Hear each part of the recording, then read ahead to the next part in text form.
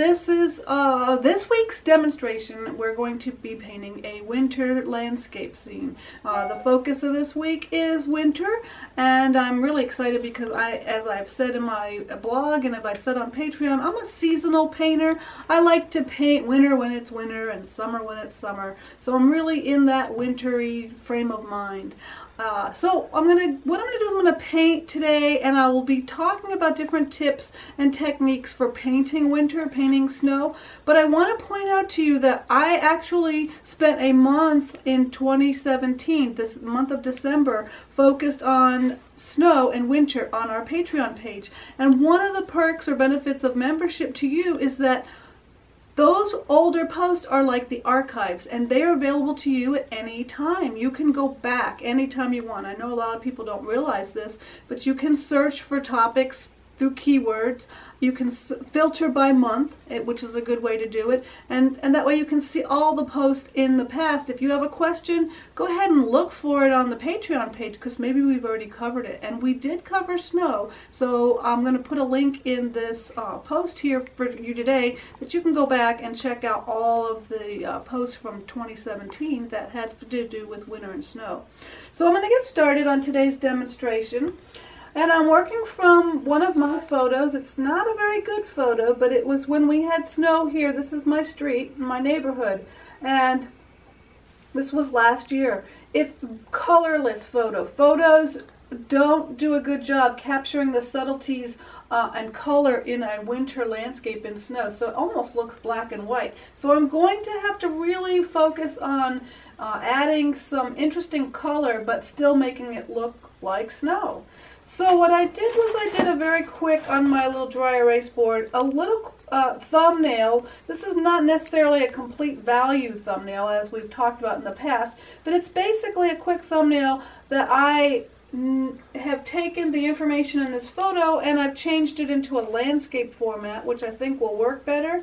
And I basically blocked in the big shapes. So I have the big tree shapes on the left, and then I'm going to put in little hints of the houses all over on the right, and maybe a path through the snow leading to the back into the distance, back to those houses. So I'm going to move that aside. Now, snow is reflective. It's not always white. We think of it as snow being white, but if we paint it with a pure white pastel, it's going to look overly cold, overly chalky. Think chalkboard, chalk.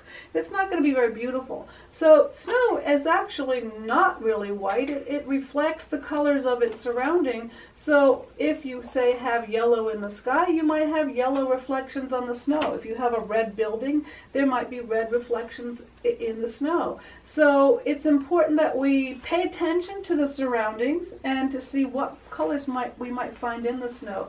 So I decided that I wanted to have a much warmer snow scene than is in my cold photograph. So I had an idea for a color palette of using some yellows and some violets.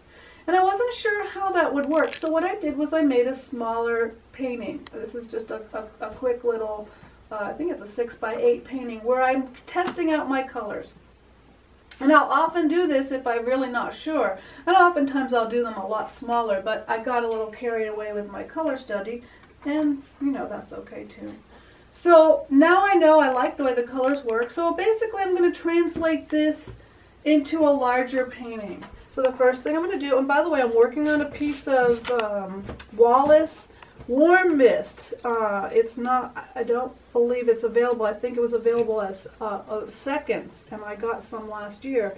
And I selected this because, as I said, I want a warmer feeling to this painting. So if I start on a warmer toned surface, I've already got a head start on that. The first thing I'm going to do, and I'm just taking a new pastel to draw in my big simple shapes.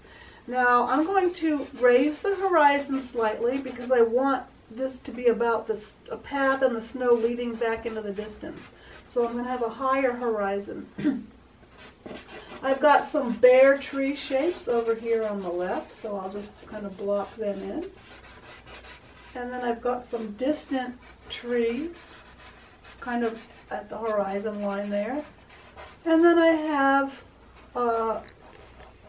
where I want to put my houses, excuse me, And there's some trees in the distance behind those houses. And then finally, I want to indicate where that pathway is going to lead us through the snow. And these are just marks so that it's just showing me where my big shapes are and where my leading lines are, and that helps give me an idea of the placement of my shapes. Oh, I have to talk about this. This is my selection of pastels for this painting, and actually I put this together for all of my winter paintings, and it's just a fun tray that I got at the Dollar Tree. And I have some shadow colors, some snow colors, some more snow colors, and these are neutrals that I can use for the other elements, such as the trees that'll be in the landscape. So the pure white pastels are in the middle. I'm going to only use those for highlights, and maybe not even on this particular scene. So the first thing I want to do is block in the darks. Now this is sort of a high key painting in that I'm not using really dark darks, at least not in a large area. So I'm going to block the painting in using sort of the middle dark value. What is this one? And I've got a kind of a gray, and this will be the start for my tree shapes.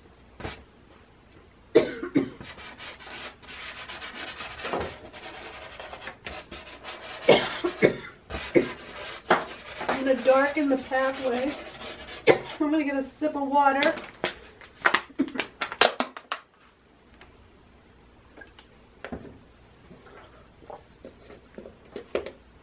And I'm back.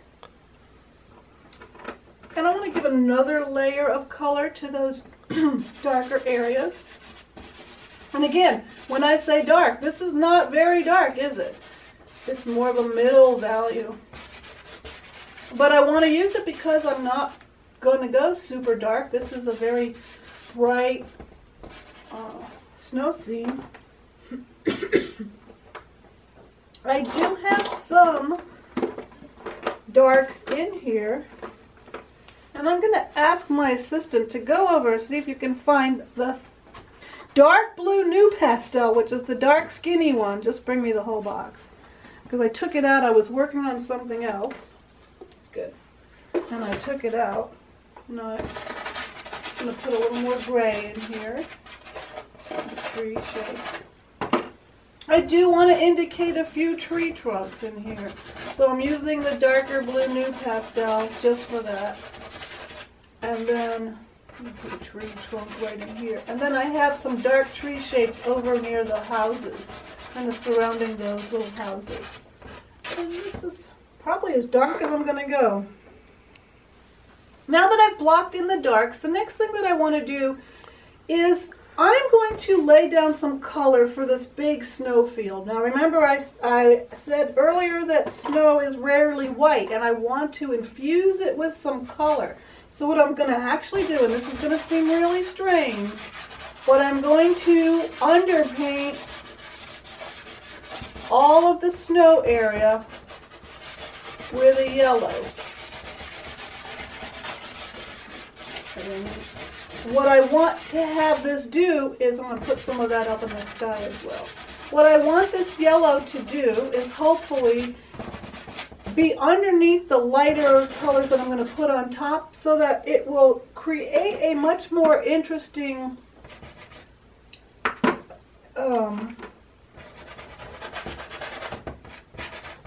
looking snow color-wise.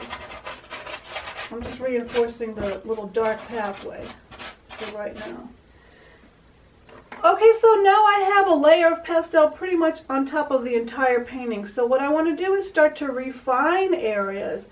And I think what I'm going to do is reinforce those tree masses. So I'm going to go back with some of those grays and violets. Now, I'm doing a step-by-step demo that I'm going to be, that I think when this video comes out I will have already shared it. But in that step-by-step video, I talk about how I paint those bare trees. So what I'm doing is I'm establishing kind of the feeling of this laciness, and then I'm going to carve into it with the sky.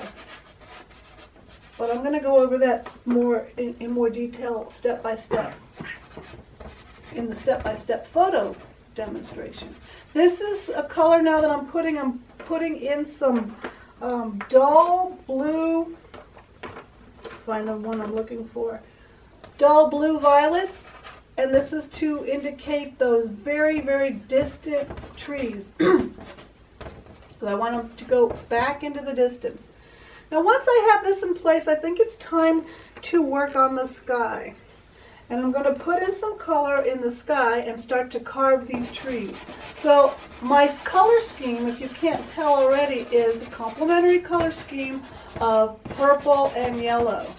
So purple and yellow. So I'm going to put a little purple up in the sky.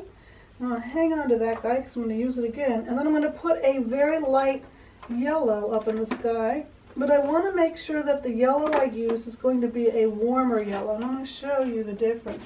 When I put this one up here, this is sort of a warmer yellow. But I have another one, and it's probably hard to tell there. Let's see. That one is a little bit cooler. This one's a little bit warmer. It's very, very close. But you want to make sure that you use a warmer yellow in the sky, not a cooler yellow, or you won't have that glow that I'm after here. Now what I'm doing is I'm very lightly pulling that yellow on top of these bare trees because I want to make an illusion of laciness in the branches. Not actually going to paint in every single branch. Oops, that got away from me. But I'm just starting to break it up, and I see that it's not. I'm going to pull some off the paper just a little bit. Now I'm going to lighten the sky at the horizon a little bit, so I'm going to look for a even lighter pale yellow. That's a nice light yellow, and I'm pulling it up into the sky. And I'm going to take that violet that I already used and pull it down into the yellow so that I have a smooth transition. I don't want to have a parfait of color in the sky. I'm going to use that violet to break up some of those shapes as well. I'm going to put a little bit more of that distant tree color in there. And I think I need a little bit more of that violet sneaking in behind these tree trunks to break those up a little bit more. Could be a little darker. Make it a little darker. Like so. Alright. Now let's talk about the actual snow itself. We'll refine some of these trees in just a few minutes. But I want to paint the actual snow itself. Now, it's important that we understand that as we go into the distance, we want to create depth. And I've tried to create depth already in these, in the distant tree shapes, right? By making them lighter and duller and cooler. But I'm going to also need to make the snow recede as well. But the interesting thing about snow is if it's white, and here's a pure white, white is cool and light. How can it get any cooler and lighter than white? Because typically what happens? Things get lighter and they get cooler as you go into the distance and they get duller. But how can you make white lighter and cooler? You can't. So really what ends up happening is white tends to get warmer and duller as it goes into the distance, which is an interesting idea. If you think about it, that white actually gets a little bit more colorful as it goes into the distance because it cannot get any lighter or cooler, so it actually gets warmer. And so for me, I like to use, this is the perfect distant snow color. It's hard to tell here. Here's another good one. But just like a dull rosy pink is a really great, here's another one. Dull rosy pink is a really great distant snow color. So I'm going to use this one. And I'm going to start to put in the snow that's in the distance by using this dull rosy pink color. Not white. Not the lightest pastel that I have. So snow in the foreground actually is going to be the brightest and lightest snow in your landscape. And as it goes into the distance, it progressively gets a little more colorful and a little duller, a little warmer. So it's opposite of what we might think. Shadows also change. So the shadows tend to get cooler as you go into the distance. So if they are blue in the foreground, which they are because typically they are going to reflect the sky. I don't have any blue in my sky. I'm going to throw a little bit of pale blue in there just so that we can put some blue in the shadows and have it make sense. It's for this particular demo. So the blue or the shadow shapes in the foreground are going to be a warmer blue than those blues in the distance. So they'll actually go through a little bit of a violet stage. They'll turn a little bit violet, and then in the distance they're going to be just a pale, cool blue. So they transition from a warm blue, which is what you would consider a turquoise, to a cooler blue, which is like this one, a pale, cool blue. And I'm just putting shadows. Let's make it a little darker. I'm just putting shadows in around this pathway so that we can imagine that this is the snow getting all trampled. And there's some shadows in the snow up around those houses and under the trees. Warmer and cooler, and they transition through violet. And I go through this in a lot more detail in some of the posts that you will see if you follow the links that I'm going to put in. So now I got to cover up all this yellow, right? Because it really doesn't look like snow with all that yellow. And I guess I could tell the joke about yellow snow, right? We don't want that. So I'm going to use the brighter, lighter snow in the foreground. So this is a really nice pale yellow, light value. It looks white, but it actually is not white. If I put it marked next to a pure white, it's got just a hint of yellow in it. Now you can probably hear, if I stop talking, hear how scratchy that sounds? That's because it's a Diane Townsend soft form pastel, and I love Diane Townsend lights. They're my I like the Terry Ludwig lights as well, but I really love using the Diane Townsend lights when I'm painting snow. And I always recommend a variety of pale lights, and Diane has put together a set. I'll show it. I'll put it right here. So some of the lights that I'm using right now are in this set, this set is available through Dakota Pastel. And I'm going to be talking about it in another post, so I just wanted to kind of give you a little preview. So I'm going into one thing too about painting the snow. I love this about painting snowy landscapes. If we think about it, snow is actually covering some of the forms on the landscape, right? So if you've got little bumps and divots in your landscape, then the snow is actually covering. It's like a blanket. So it actually makes it kind of easier to paint, say, a field. We don't have to worry about all those blades of grass. But what we do want to get is to get the feeling of that undulating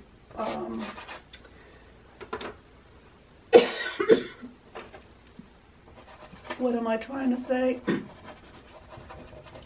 The features that are underneath the snow blanket. So you can do that by changing the direction of your marks.